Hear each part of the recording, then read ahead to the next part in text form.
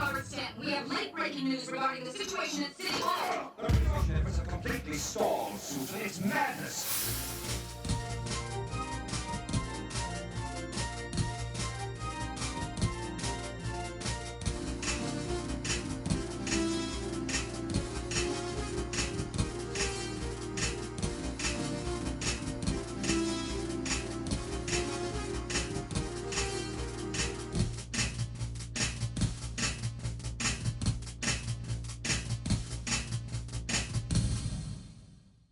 Finally, you're awake.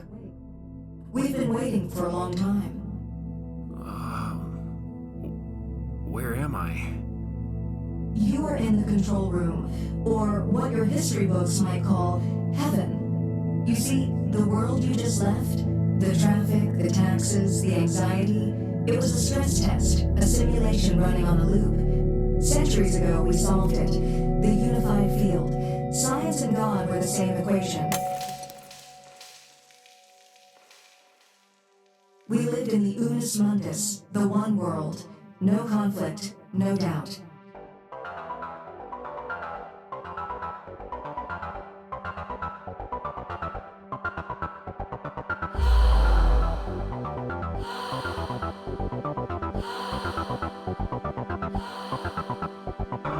But peace made us stagnant. So the split happened. The materialists rose up against the mystics. They wanted to tear down the hierarchy, separate the worker from the divine. They nearly burned the universe down to prove a point. So we called a truce. We built you. We grew a consciousness from scratch, manufactured DNA, and dropped you into the simulation. The goal was simple. If you chose logic, the materialists would rule. If you chose faith, the order would return. They both felt real. When my enemies fell upon me, I saw the truth of the void. I saw a universe where justice is sold to the rich to extort the poor. But when I rose, I felt invincible. Like I had some special access to the soul of the universe. I felt a prayer in my chest that was deeper than reality itself. I am the dust. I am the dreamer. I am the machine and the ghost.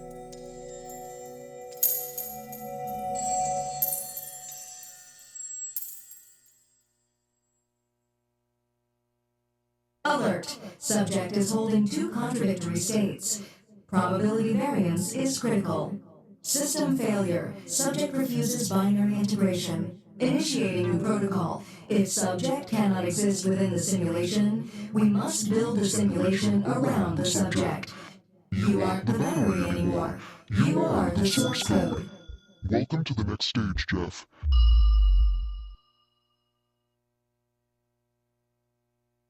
Welcome to the Jeff Show. I'm a guy. My name is Jeff, and let's get funky.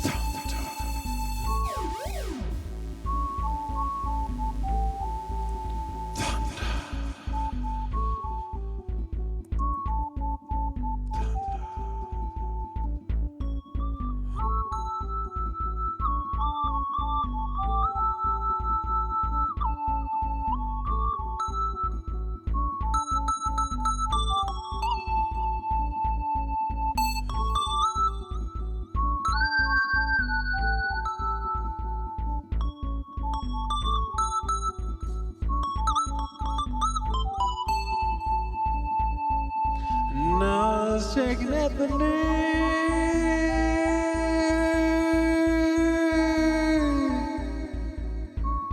Come again, please. If you take to, we had a good time. Take to, have some fun.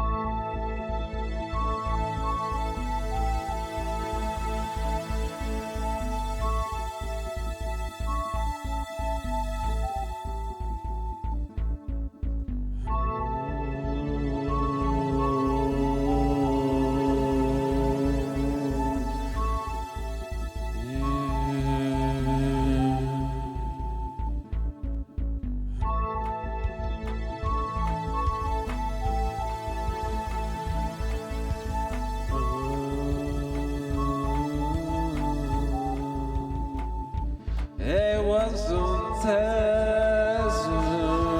good time. They had a good time. Ooh,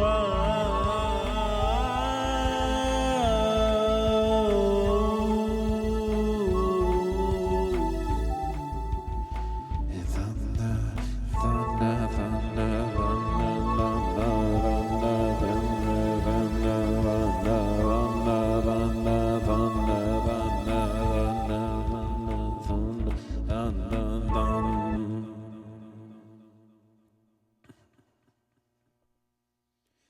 You're watching The Jeff Show, which is a show where we take relaxation piano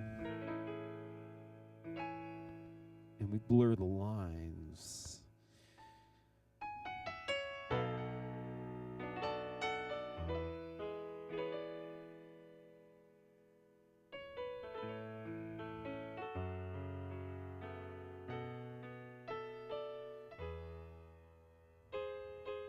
This sucks. Let's go to something cool.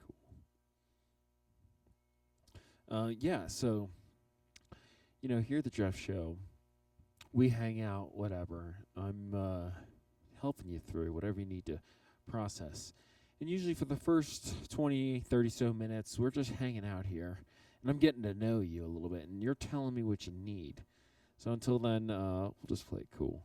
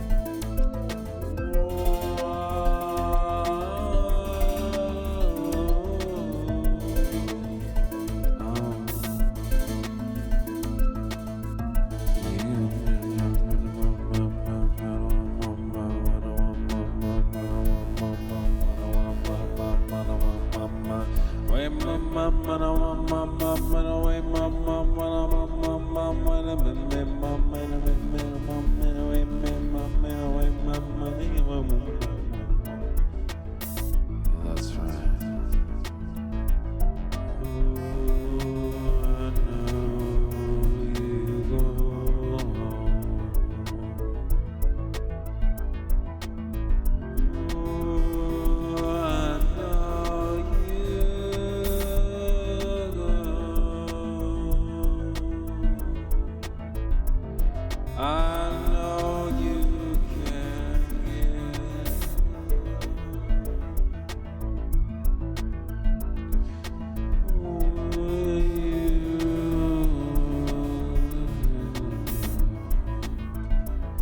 okay, I'm getting someone who wants to know something about heartbreak, and they're saying, what do I do about heartbreak? And I have to tell you guys, hey, listen, my best advice about heartbreak,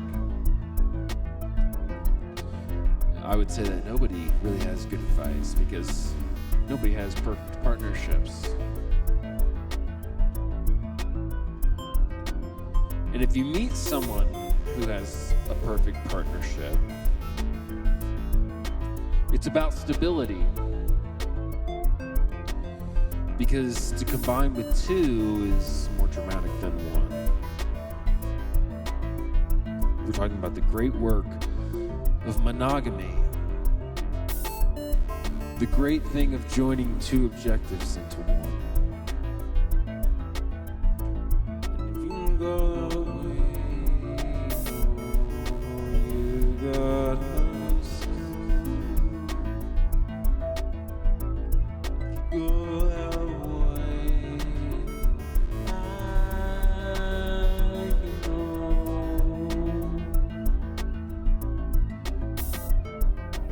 And the world doesn't know really the definition of monogamy because the definition of monogamy has to do with two polarities.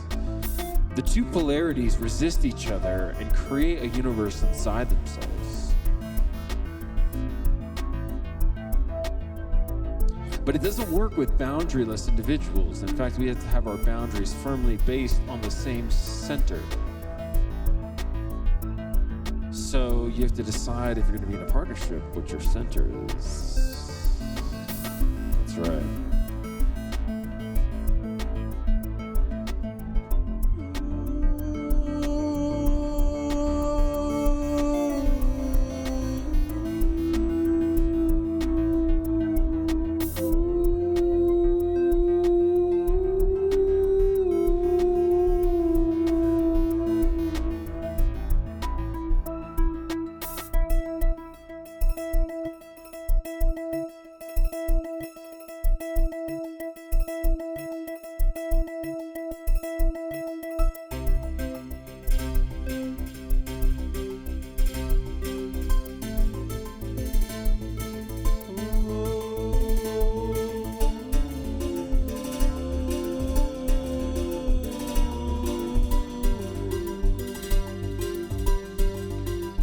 I got a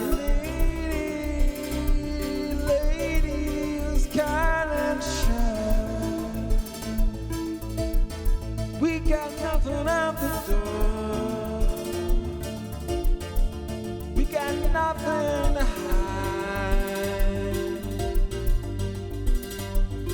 Got a lady who's nothing to hide. Nothing.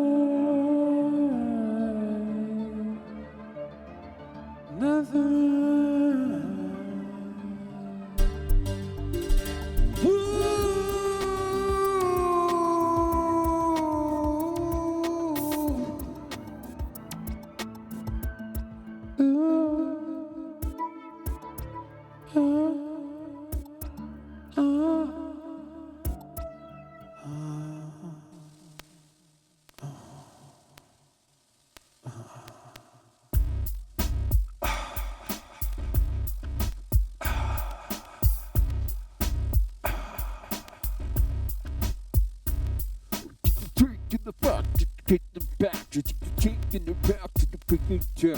Take the peak in the back and the figure. You take the train in the dark and the kitchen.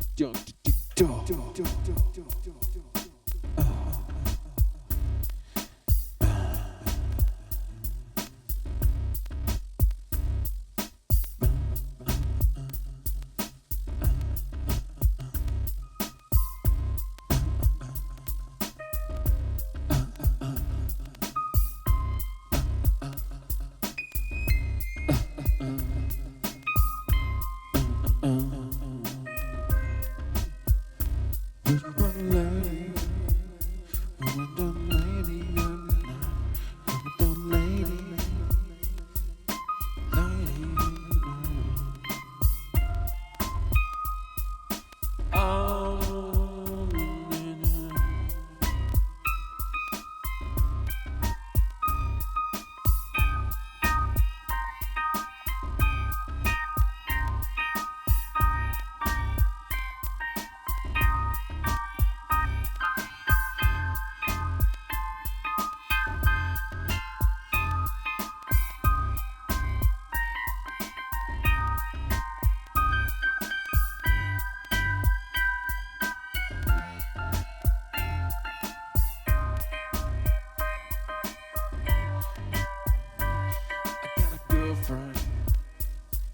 got a girlfriend. Girlfriend. Did that some lady. Some lady. Got a girlfriend. Got a girlfriend. It's like heaven. Got like rain tonight.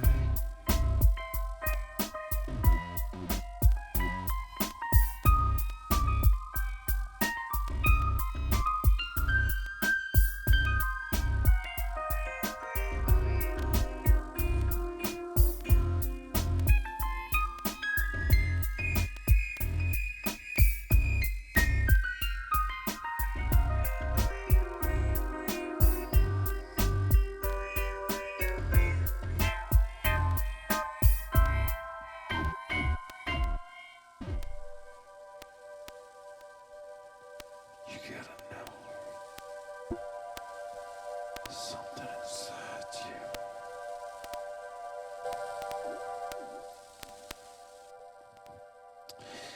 Really, I gotta tell you the secret.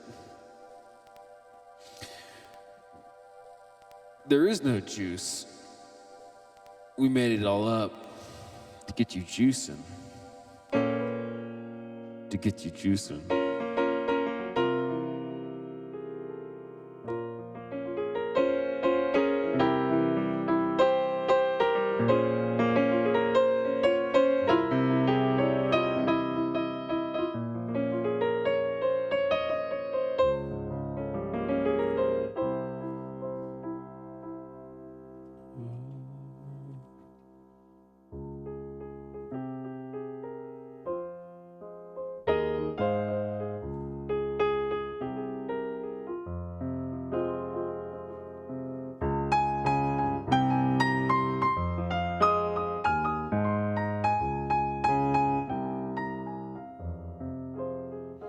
Just the two of us.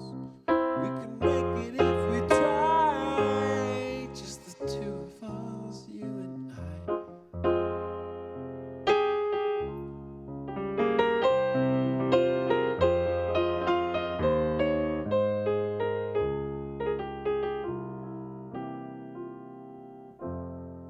Ladies and gentlemen, this is the Jeff Show. You are 20 minutes in. So far, you've heard some relaxing tunes. And now I'm going to do something that I don't normally do with people because I don't really think they're ready, you know, because every musician really is a wizard. And they want to pass on their sacred wizard teachings. So I'm going to give you one. Lesson one of being a wizard is never really do anything new, because that way you'll be safe. So here we're going to play something. And we're gonna make it feel like you're experiencing new things. But I'm always gonna bring you back home, okay? So just relax for the next little bit. And I'm gonna take you on this journey that's always gonna lead you home.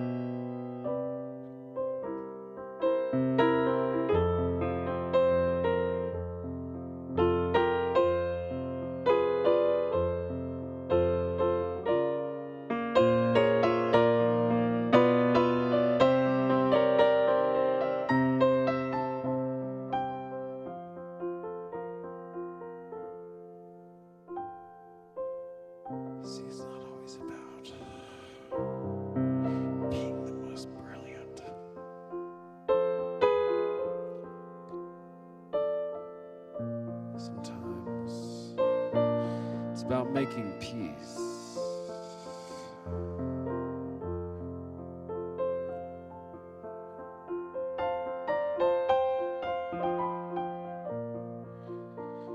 Because the Lord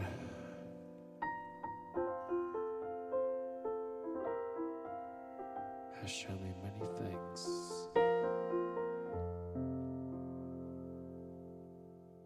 And has led me back.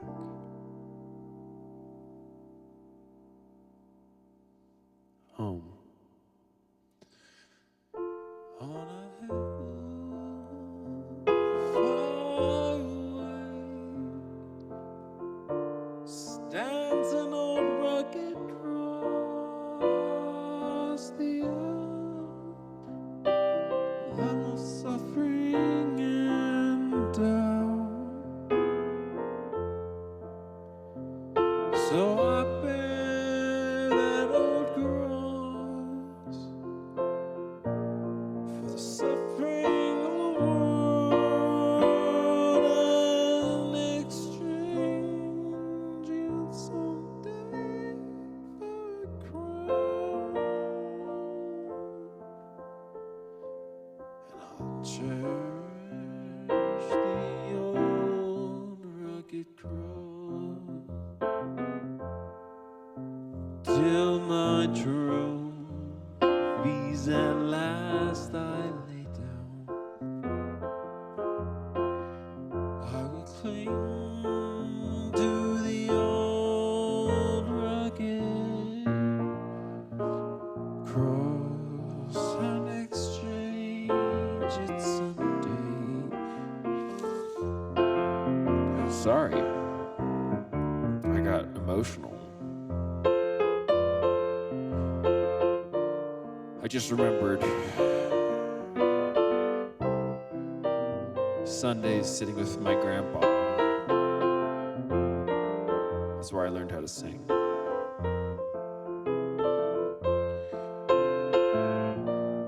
It's funny.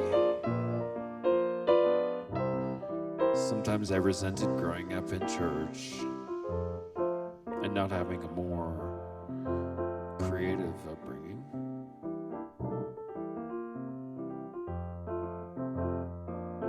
But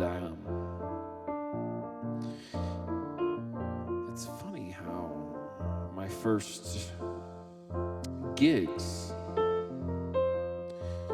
were because I could sing.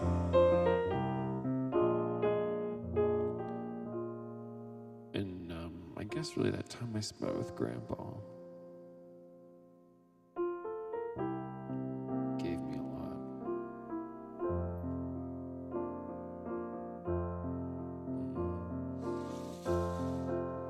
My grandpa passed away on the last day of last year. And I have the same name as him.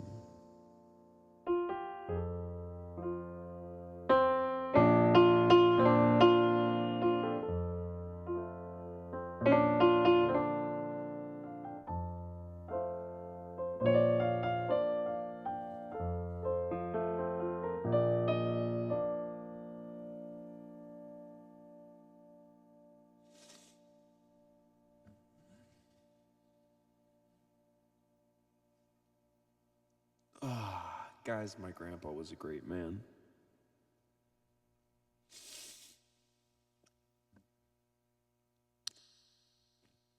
And something I didn't know about my grandpa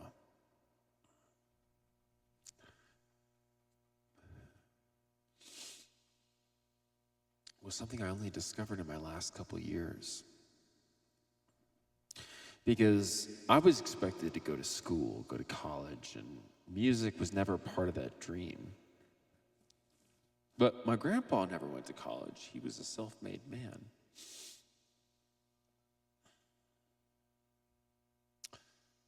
And inadvertently, after I completed my degree and I worked for a couple years, and then I got wound up in playing music, and now I'm invested in it.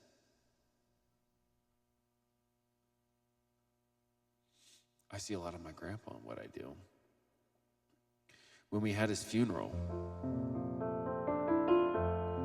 It was in his home church of Princeville, Illinois, which is this tiny, bullshit, stupid, goddamn ridiculous. If you're listening from Princeville right now, I hope you die. I'm just kidding. But it's a terrible place. And that's why he left. After he was a couple years married, he moved his kids down to Florida. That's why I grew up in Florida. But when we went to the funeral just a couple months ago,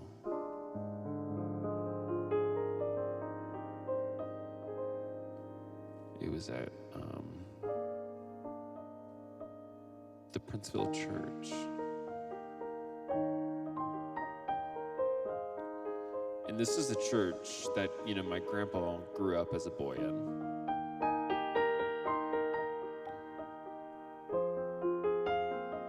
And lived basically the first 30 years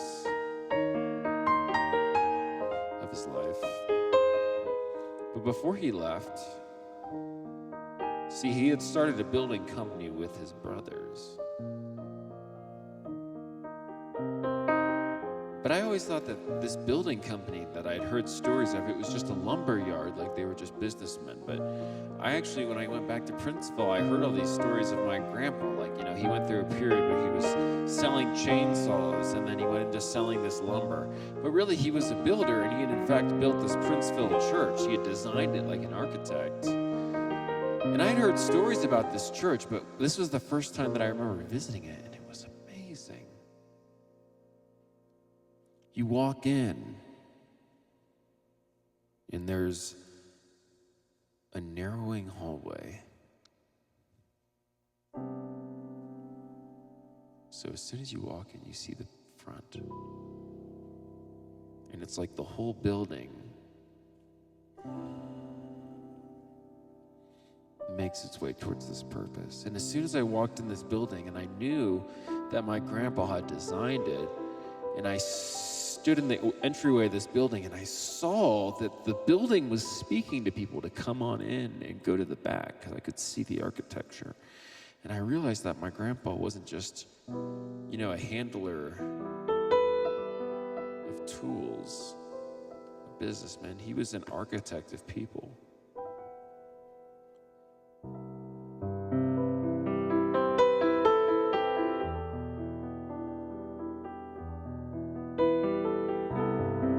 I remember spending all this time with Grandpa, because I'm the oldest and I have his name. I'm Jeff Streetmatter the Fourth. Jeff Streetmatter the Fourth.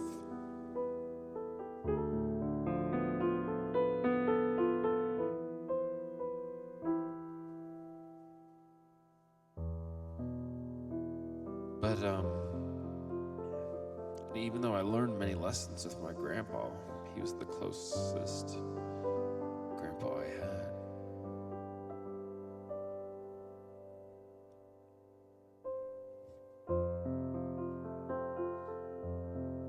He was the patriarch of our family, the one who stood for all the values that I had been brought up with, the values that taught me that I needed to go to school, that I needed to have a hardworking career, have a safe pathway to make money, and that life was about stability. And I was the first person to break away from that.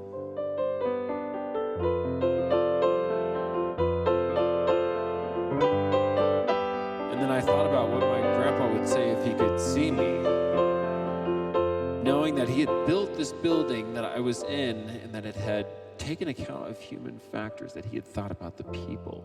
And really that was what his whole life was about. Even though he was in business, he was there to be generous to people, and he was there to help people. And when he was a landlord in Florida, and his tenants would be late on rent, he believed that his job as a business person was about people.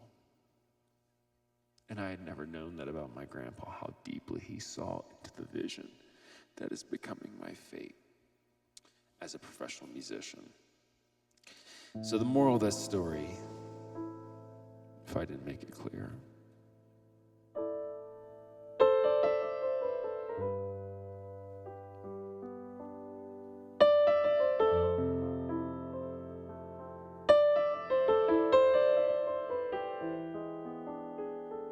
I never was meant to be playing the piano. I was meant to be a businessman and to be a leader. And when I, as the firstborn of my family, as the namesake of my family, decided to do something considered unproductive,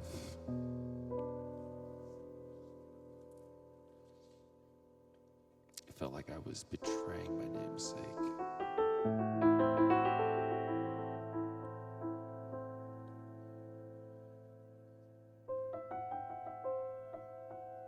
And it's true. My grandpa gave me many lessons that I'm privileged to have. Lessons about saving money, about creating interests, things that have financially liberated me to be able to pursue the message of my life like I am doing now.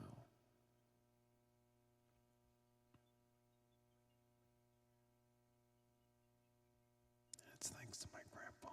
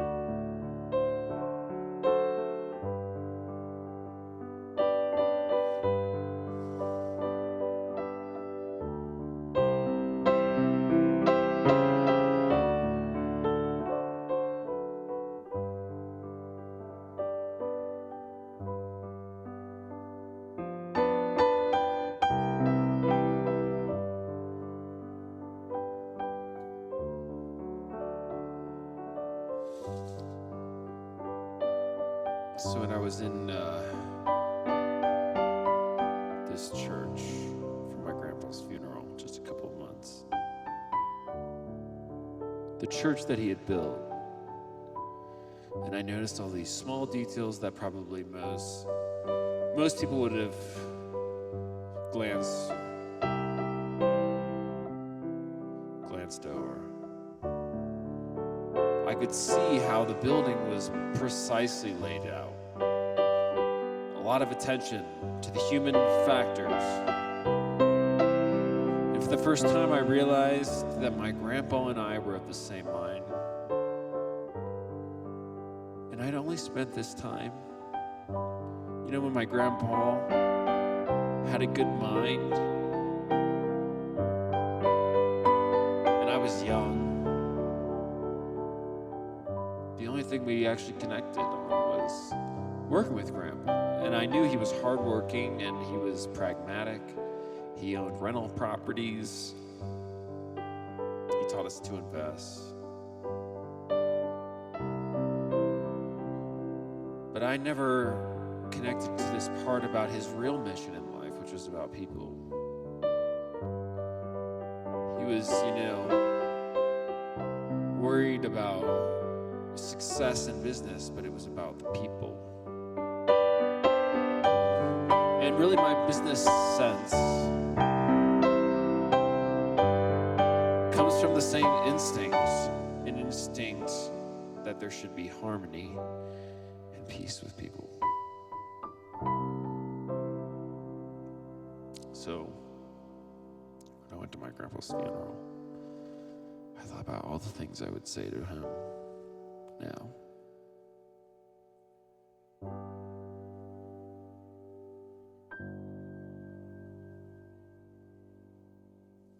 Let's just give a quick prayer.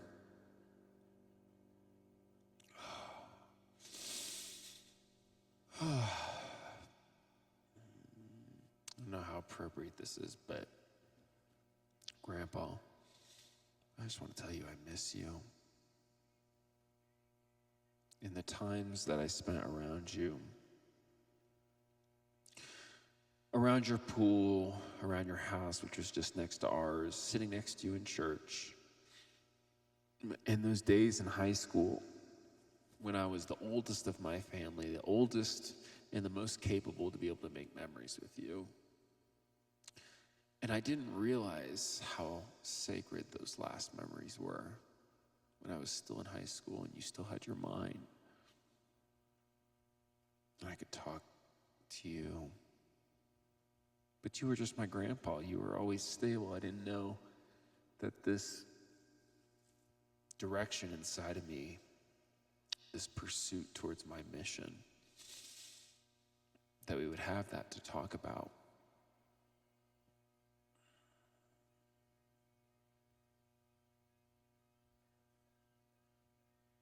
And just to be able to,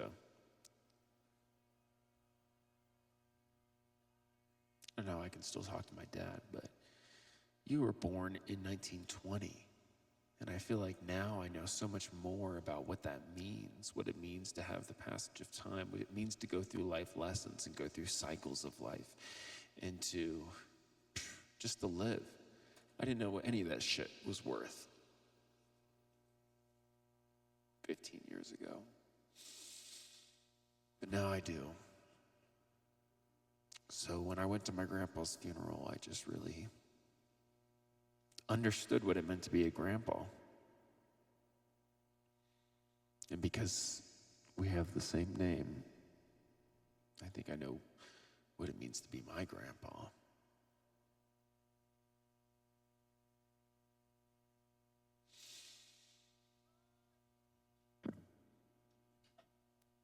Wow. That was highly personal. I'm sorry about that. Hey, folks, if you're just joining us, we're here for Music Hour. This has been pretty chillax. I'm just coming off a gig right now. I played tonight for dinner, and the crowd was cool. We were having fun. Guy came up, and he's like, "You got something jazzy?" And I played something really cool.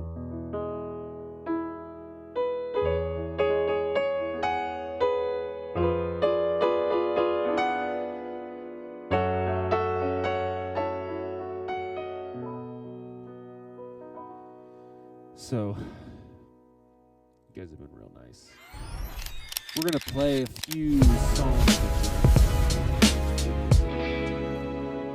So thank you for listening to me. And we're going to play some songs. And if you ever want to hear a song, just let me know. But we told some stories, so now we're going to tell some songs.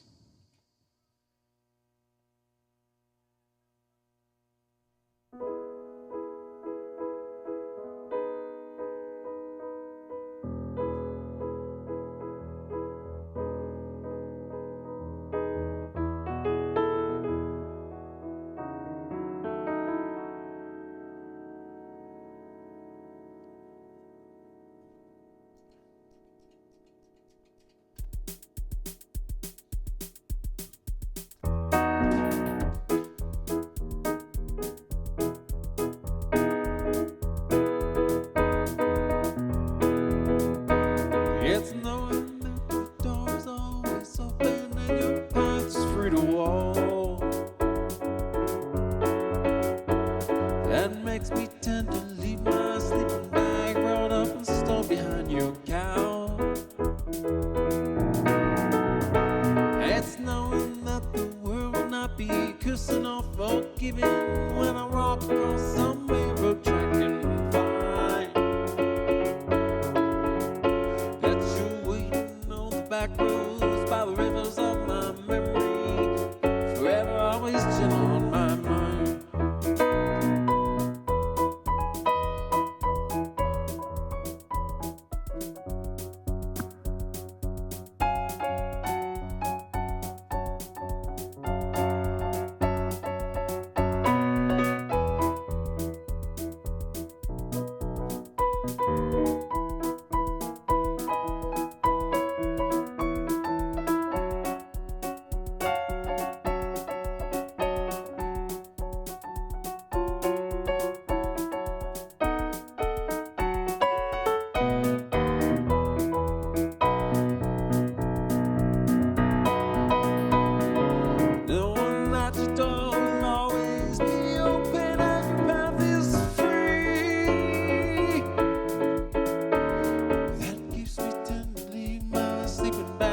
up and snatched down your gown. And it's knowing I'll not be cursing, the world will be forgiven. I rock across my mirror, checking fine. You're moving on the back roads by the rivers of my memory. Forever you're just in my mind. Forever you're just in my mind. One time, a guy from our band was friends with these like really famous people, so he had us come out to one of their shows. These are guys like some big, they were kind of big leaguing us. But it was the first rock stars I'd met, and so they were like, "Hey, you want us to play any song?" And I said, "Gentle on My Mind," and they're like, "That's a really good suggestion."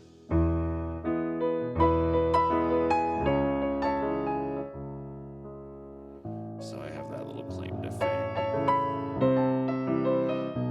Folks, thank you for just joining us. I'm hanging out, playing some songs, and telling some stories.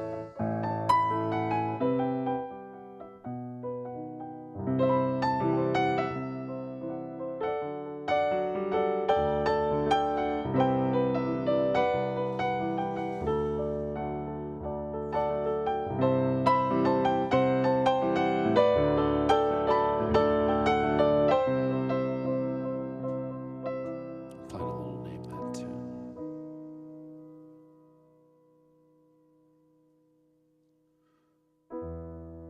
When I wake up in the morning, love,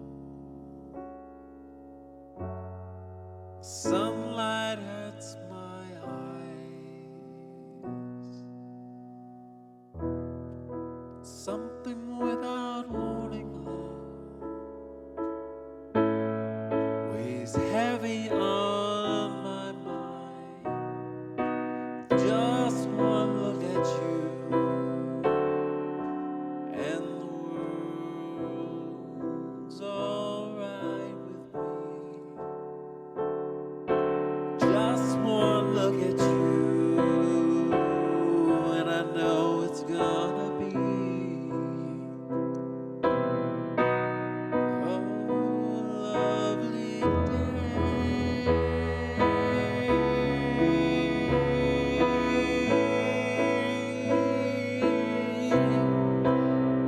A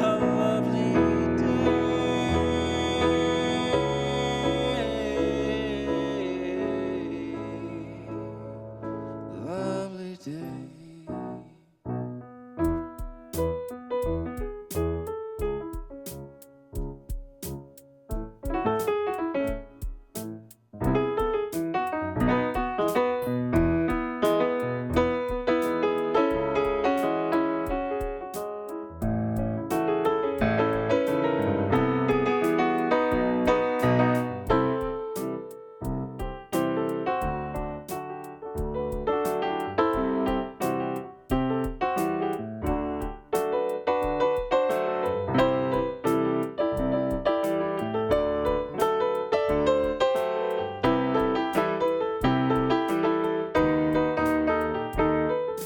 Lovely day, lovely day. You ever just have a lovely day with someone that you love? I don't know if that's permanent. Sometimes, it's good to have people. I spend a lot of time alone. I spend a lot of time alone because I don't like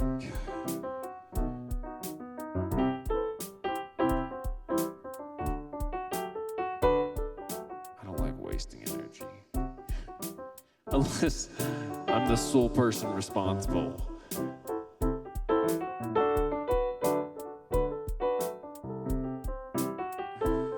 I guess I'll keep doing it. A lovely day, lovely day. You're always happy to find a lovely day.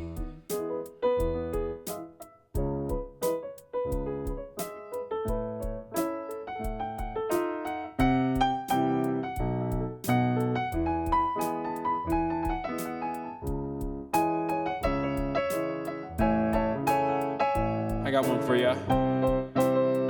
with sweet Melissa.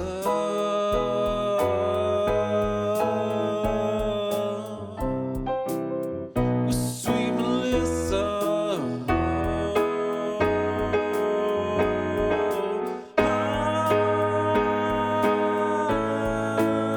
With sweet Melissa.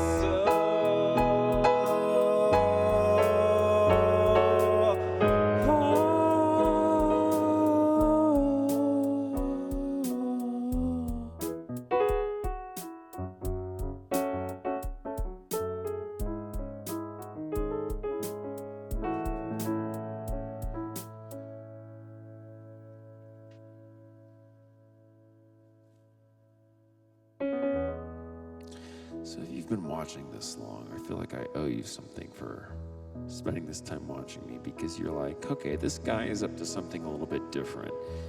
So I feel like I need to come clean about that a little bit. See, my dream has always been to have a TV show. And I don't really know why. It's because I have this like really primal urge to describe, to articulate what life is. See, I was raised in a church. I was raised in a church as a preacher's kid, and I had that to attach onto.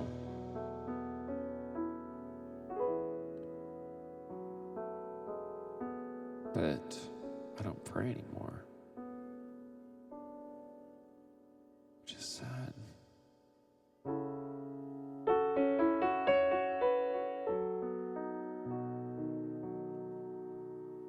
I miss the days when I prayed.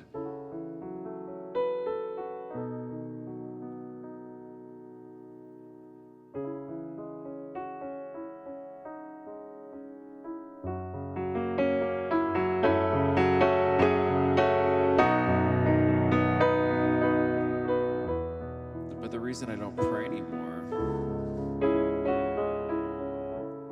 is because whenever I feel enough self-pity to pray,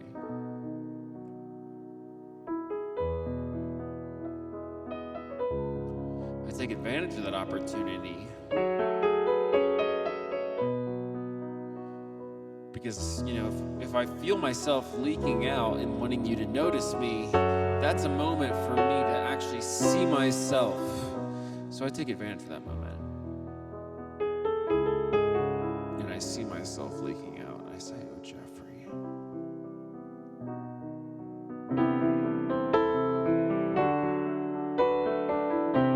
I say, oh, Jeffrey. Oh, Jeffrey. Who's this person you want to see you?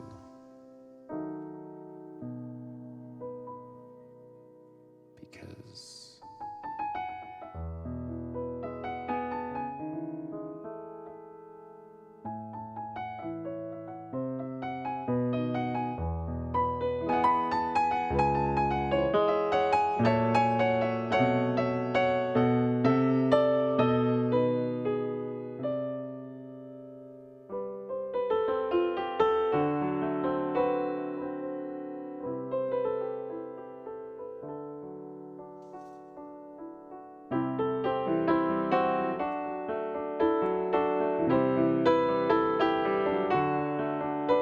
I said,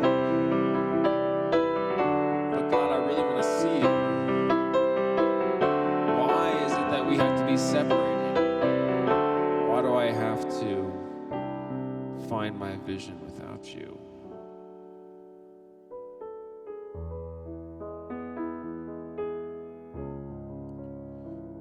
Why is it that the world has to make sense without you making it better?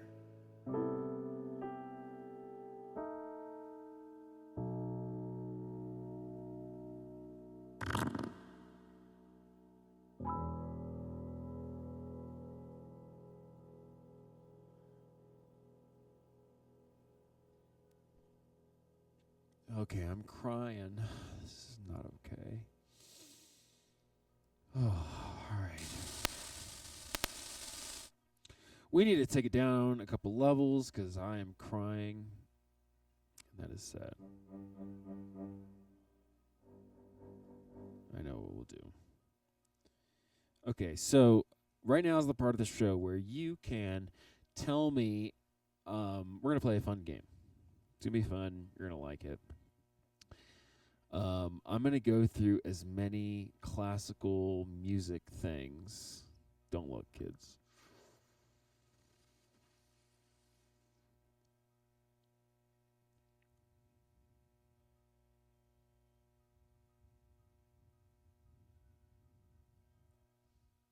I'm going to go through as many classical music songs as I can.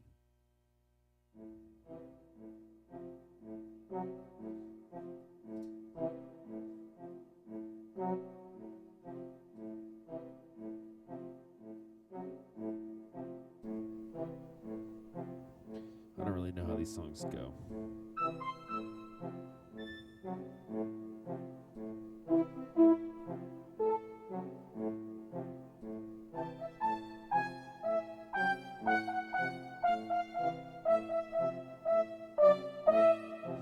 Yeah. You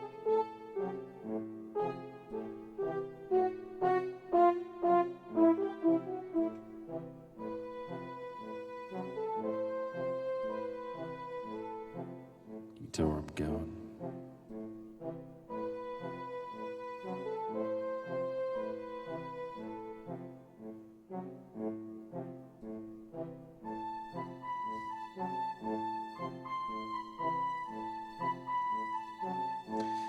This is the medley I always pull out when there's a bunch of like 40-year-old guys, and I think they're gonna recognize, like cool Star Wars or other film score music.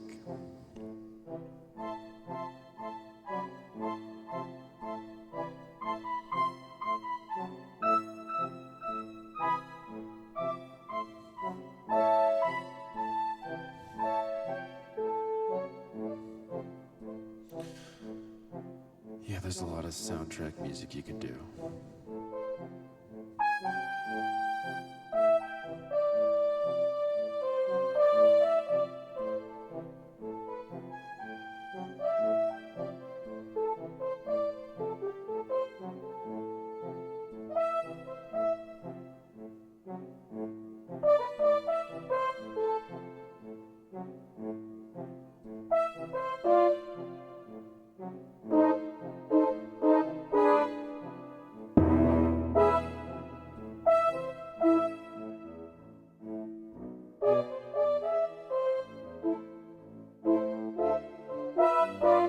Points to whoever can guess this song. It's Gershwin. My nerds got it.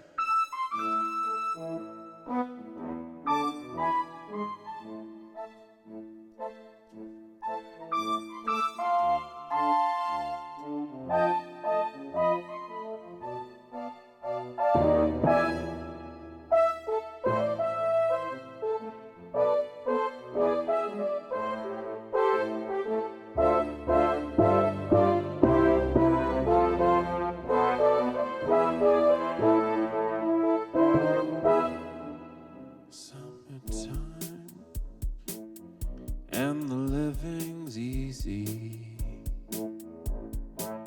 Fish are jumping, and the cotton is high. Your daddy's rich, and your mama's good looking. So don't you cry, and don't shed a tear.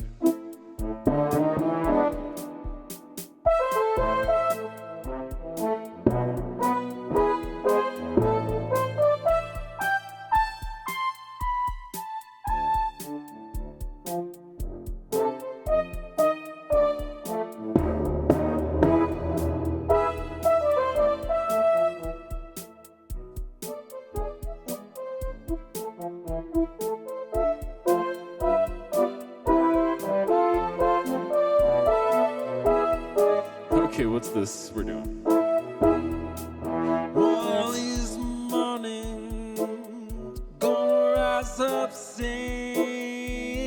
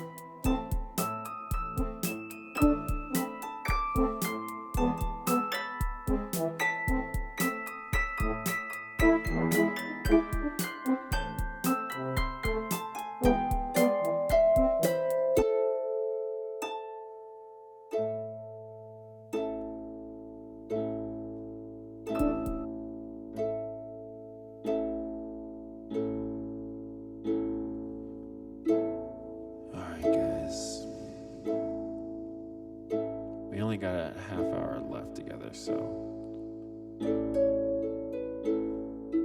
I'm going to tell you one more story.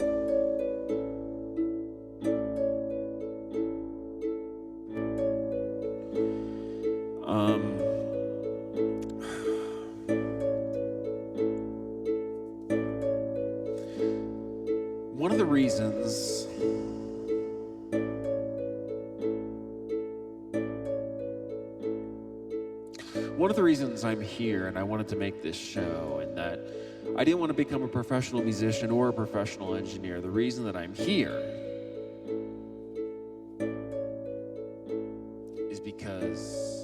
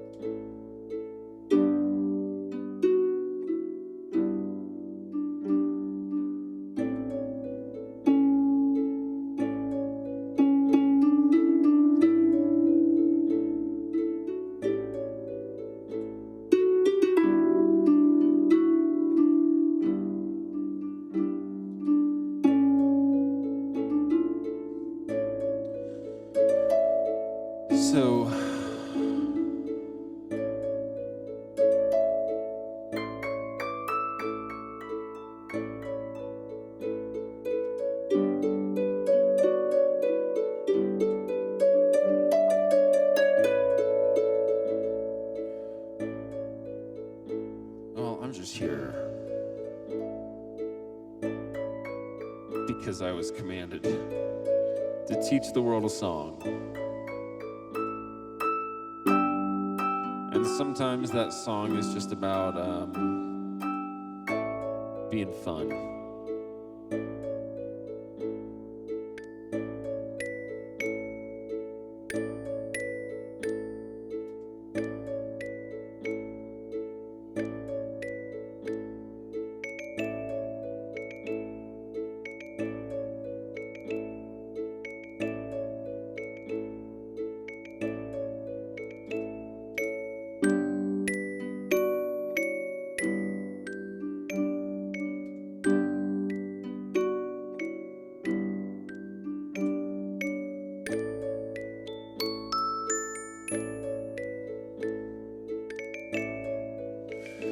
I'm here to be whatever healing fortress you need. And since I can't see you, I need to use my wizard powers remotely. So this is the final stage of our session. I'm gonna take all the things you want to get rid of, all the things you hate, and I'm gonna take care of them for you and get rid of them, because that's what I do. All right, so I want you to start thinking about all those things that you need to get rid of. And they're not the things that you don't like, they're the things that are not for you. You're the decider here. You get to decide what's better for you. And you get to decide what you're actually going to take, because you're the architect of your life. I want you to remember that. So here we go. This is for you to think about.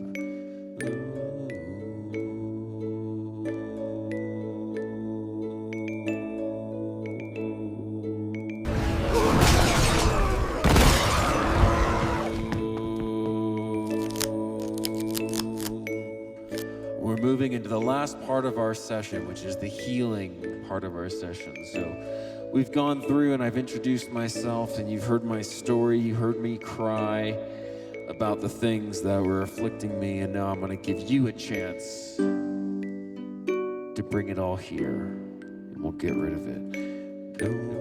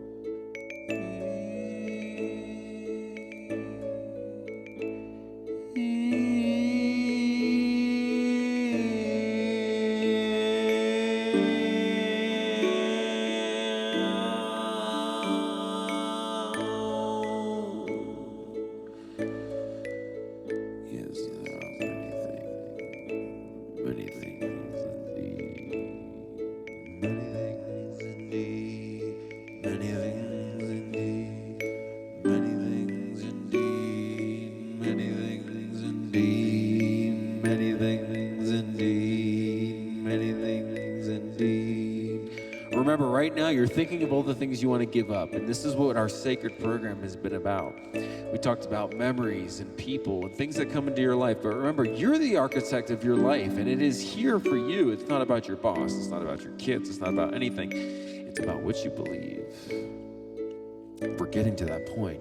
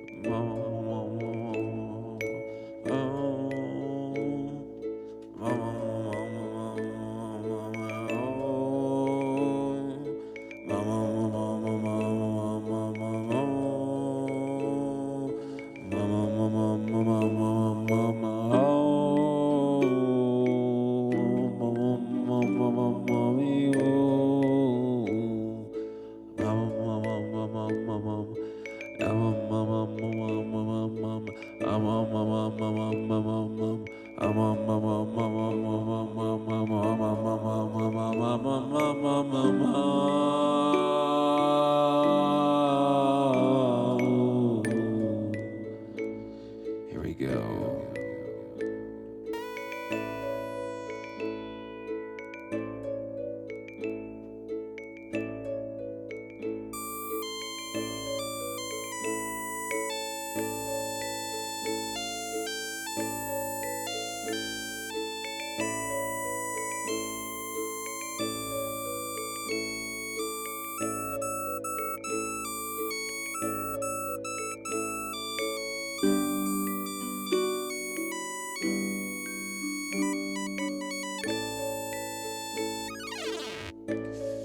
Here we go.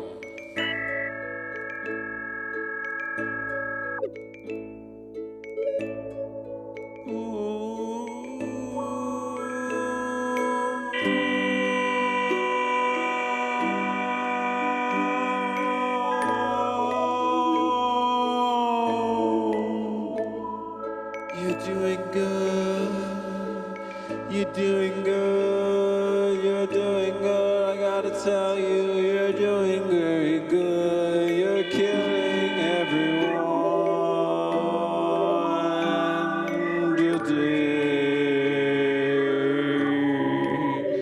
You're killing everyone. You're killing everyone. Don't you know you're killing everyone?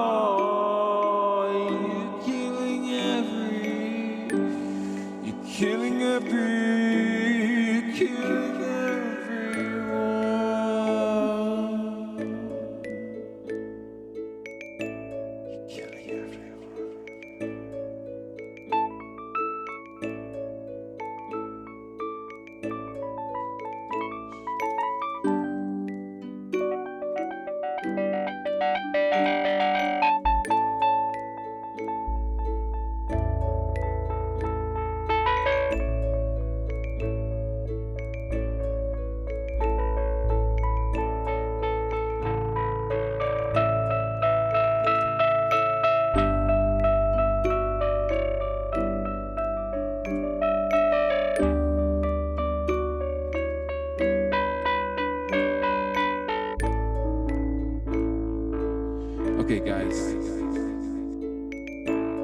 It's not fair for me to not tell you who I am. So, guys, I need to get a message out there. When I was very little,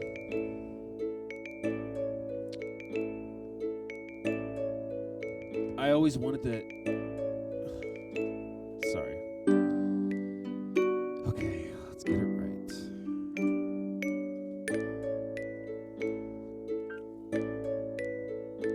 All right, this is embarrassing. This is embarrassing to admit. But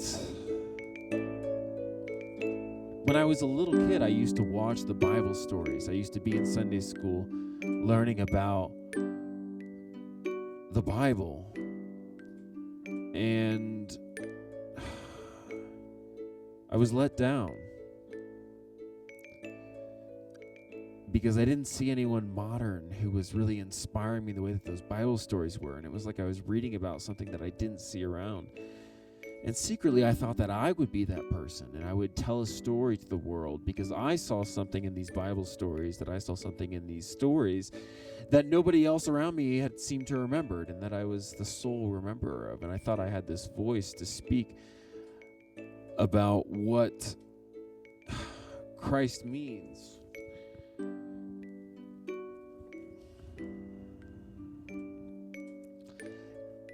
So, but I was an engineer. I had a normal job in the world, and I went about that job until a time came where I had a different life opportunity offer me, and this is what happened. And I realized that music was going to be a way that I could sing for people or touch that part. And even if what I thought what I wanted to say to people was a message about Christ, maybe it was about a feeling I was trying to convey instead. And all this work that I did to try and articulate the message is actually coming through my life. And you can't say what the Spirit is trying to tell you. Maybe the Spirit is ineffable, and maybe the message is that I don't have anything to say. Maybe the message is that I don't have any clue about what is right. And boy, does that feel right. I really have no idea what my message is, because I'm confused on a daily basis of what I am and what my values are, because I change my values, and sometimes I decide that it's okay to just be myself, and sometimes I decide that it's not acceptable. I align myself to what the necessities are of the consensus reality, because I am a member of consensus reality and I have a role to do in it. But I also realize it's totally fake, and it's not where Christ is calling me. The calling from Christ comes from inside of me, comes from a mind. And that mind is actually not even here. The world around you is completely fake. That's what I'm saying. I'm saying that you could kill yourself and it wouldn't matter. I'm saying that this world is a mirror for you, because you are actually the stronger presence in this world. The God that we are a simulation of, whose mind we are actors in, we are articulates of their dream. You actually have power in this dream, and he gave you that power because he wants to see you grow larger than him.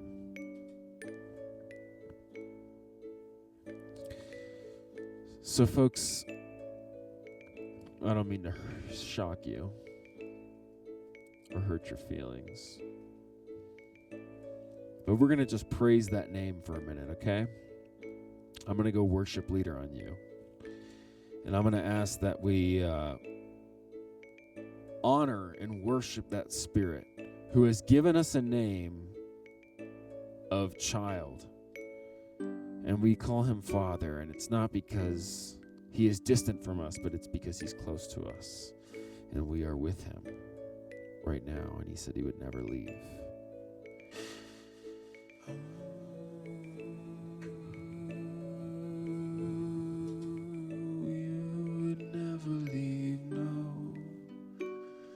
Not in your deepest woe.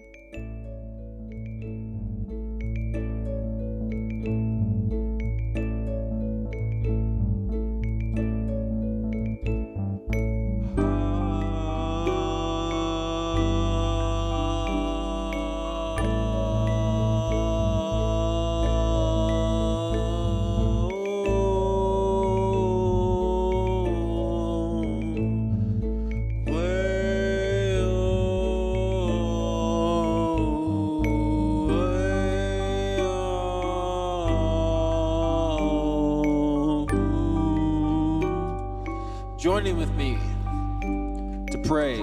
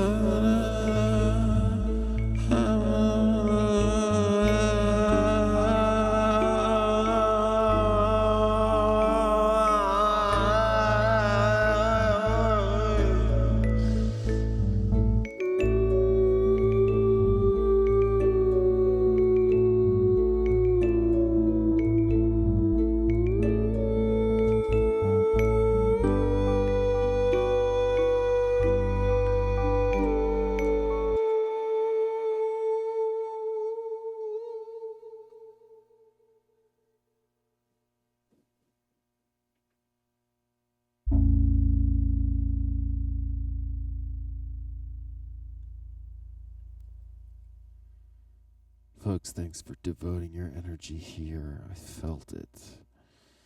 And I love that we get this sacred little communion, even though it doesn't have to make sense. We're allowed to cry, we're allowed to be strange, and so thank you for giving me that opportunity to experiment. As always, I'll be here every Thursday and Friday for the rest of eternity until I die. Amen. Good night.